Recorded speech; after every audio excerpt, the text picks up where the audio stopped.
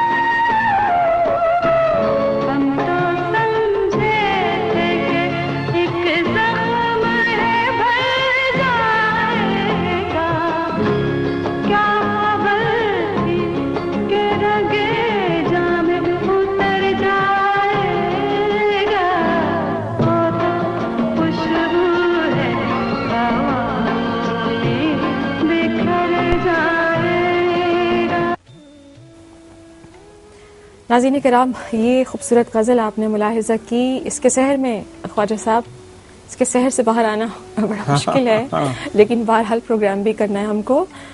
تو ہمارے پاس محترم جناب افتخار عارف کے بھی تاثرات ہیں پروین شاکر کی شاعری کے حوالے سے. بالخصوص انہوں نے پروین کی شاعری کا تجزیہ کیا ہے عالمی شاعرات کے ساتھ. تو آئیے ملاحظہ کرتے ہیں. اصل میں ایک پروین کے نام کے فوراً بعد ایک ذکر آتا ہے اور فوری طور پر اس طرف خیال جاتا ہے، وہ فارسی زبان ہے. فارسی کی جو ایک بہت مشہور شاعرہ ہیں فروغ فروغزاد، وہ مجھے یاد آتی ہیں. ان کا انتقال بھی اسی طرح سے ایک کار کے ایکسیڈنٹ میں ہوا. تہران میں وہ ایک پارٹی اٹینڈ کر کے گھر جا رہی تھیں کہ کسی ٹرک نے ان کو مارا اور شہید ہو گئیں.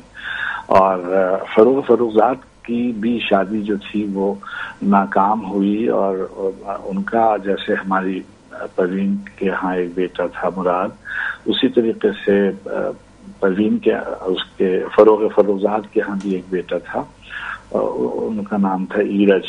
اسی پروین کی 4 کتابیں ان کی زندگی میں شائع ہوئی تھیں، خوشبو اور صدبرگ اور خود کلامی اور انکار. جی ہاں، تو انکار. تو یہ 5 کتابیں اس کی بھی زندگی میں، فروغ کی بھی زندگی میں، اسیاں اور دیوار اور ایما بیاوریم ذا آغاز فصل سرد، تو تمام. پھر اس کے انتقال کے بعد بھی 5 یعنی اس کی جو 4-5 کتابیں تھیں وہ یکجا ہو کر چھپی، اور پروین کی جو ماہ تمام ہے یہ بھی یکجا ہو کر چھپی. یہ وہ مماثلتیں ہیں، اور وہ بھی اپنی زندگی کے 40s میں وہ بھی تھی اور یہ بھی 40s میں تھی. جدید فارسی شاعری میں بہت سی شاعرات ہیں، جیسے پروین اعتصامی ہیں، جیسے سیمین بہبہانی ہے، لیکن فروغ فروغزاد جو ہیں وہ اپنے رومانوی اور اشتعاء لب و لہجے کی وجہ سے اور ترنم کی وجہ سے، لیریکل کوالٹی کی وجہ سے بہت مشہور ہیں. اور وہی میں سمجھتا ہوں کہ پروین کا بھی اختصاص ہے. فہمیدہ نے بھی حال میں فروغ فروغزاد کی کچھ نظموں کا ترجمہ کیا ہے. تو میں سمجھتا ہوں کہ جو دوسری زبانوں کی شاعرات میں اس سے ایک مماثلت ہے. اسی طرح سے جو سلویا پلیت انگریزی کی ایک بہت ہی نامور شاعرہ ہیں، اور جن کا ایک مجموعہ ہے ایریل، اور ان کے شوہر جو تھے ٹیڈ ہیوز، اور ان کی ایک بیٹی تھی فریڈا. اس نے جوانی میں اس کا انتقال ہوا. اس نے تو خیر خودکشی کی تھی، مگر وہ بھی بہت ہی توانا شاعر تھیں، انگریزی کی، امریکن تھیں مگر برطانیہ آ گئی تھیں اور جج ہیوز سے شادی کے بعد، اور بہت وقت انہوں نے یہاں گزارا. انگریزی کی نامور ترین جو 20ویں صدی کی شاعرات ہیں اس میں ان کا شمار ہوتا ہے. تو میں سمجھتا ہوں کہ عالمی سطح پر یہ 2 شاعرات ایسی ہیں کہ جن سے ان کا موازنہ اور مقابلہ اور کیا جائے. ہاں مجھے نہیں پرواہ اب کسی اندھیرے کی، آنے والی راتوں کے سب اداس رستوں پر ایک چاند روشن ہے تیری موہنی صورت. یہ نظم پروین نے اپنے بیٹے، اکلوتے بیٹے مراد کے لیے لکھی تھی کہ جو غالباً 20 نومبر کو پیدا ہوا، اسی ماہ، اور 24 کو پروین کی اپنی پیدائش کا دن ہے.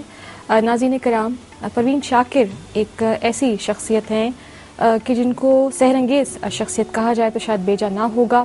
ہم نے آپ کی دلچسپی کے لیے پروین شاکر کا ایک ایسا ایکسکلوسیو انٹرویو آپ کے لیے ہم نے اپنے پروگرام میں محفوظ کیا ہے کہ جو شاید اس سے پہلے آپ کی نظر سے اس طرح سے نہ گزرا ہو. ان کی رحلت سے تقریباً 2 ماہ پہلے یہ انٹرویو ریکارڈ کیا گیا تھا.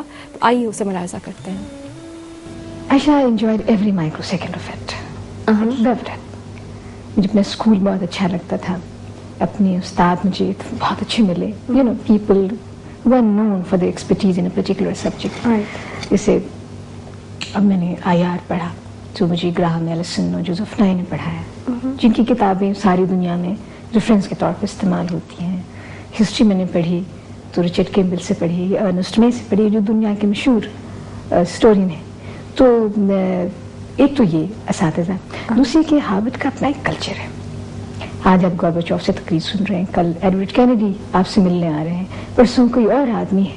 تو ایک فرسٹ ہینڈ ایکسپیرئنس ہے، اور روزانہ کچھ نہ کچھ ہوتا رہتا ہے، سم انٹلیکچوئل ہیپننگس، اور آپ پارٹیسپیٹ کرتے ہیں. جب آپ واپس آتے ہیں تو آپ کو اندازہ ہوتا ہے کہ آپ کتنے انرچڈ ہو کر واپس آئیں.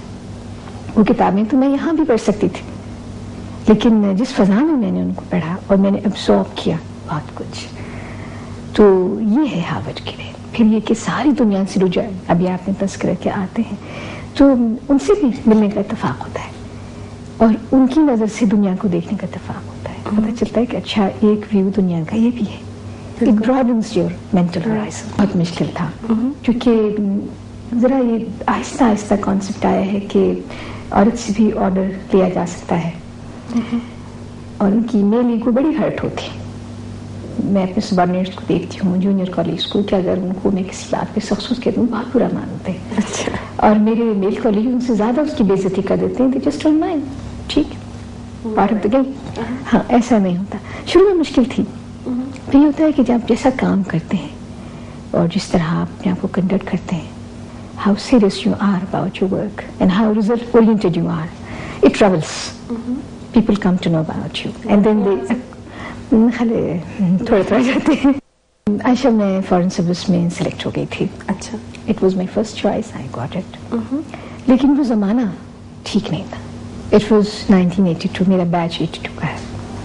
83 جنوری میں جنرل صاحب حکومت کرتے تھے ہم پر، انہوں نے یہ ایک آرڈیننس جاری کیا کہ خواتین جو ڈپلومیٹس ہیں ان کی باہر پوسٹنگ بالکل نہیں ہوگی. Being holed up all your life in one little cell of Foreign Office was quite frightening. تو ہم 4 لوگ تھے ہمارے بیچ میں. تو بلایا گیا ہمیں، ہمارے دیجو نے بلایا کہ یہ سچویشن ہے تم لوگ کیا کرو گے. تو وہ 2 لڑکیاں جو اسلام آباد بیسڈ تھیں وہ تو یہیں رہیں. اچھا. we all applied for a second choice. we could ایک پروویژن ہے جس کے تحت ہم اپنی سیکنڈ چوائس میں جا سکتے ہیں. لیکن میرے ساتھ اگین بھی ہوا کیونکہ فوجی حکومت تھی اور میرا سیکنڈ چوائس ڈسٹرکٹ مینجمنٹ تھا. میں خاتون تھی، یہ اتنا بڑا جرم تھا کہ وہ میں معاف نہیں کر سکتے تھے. انہوں نے مجھے وہ بھی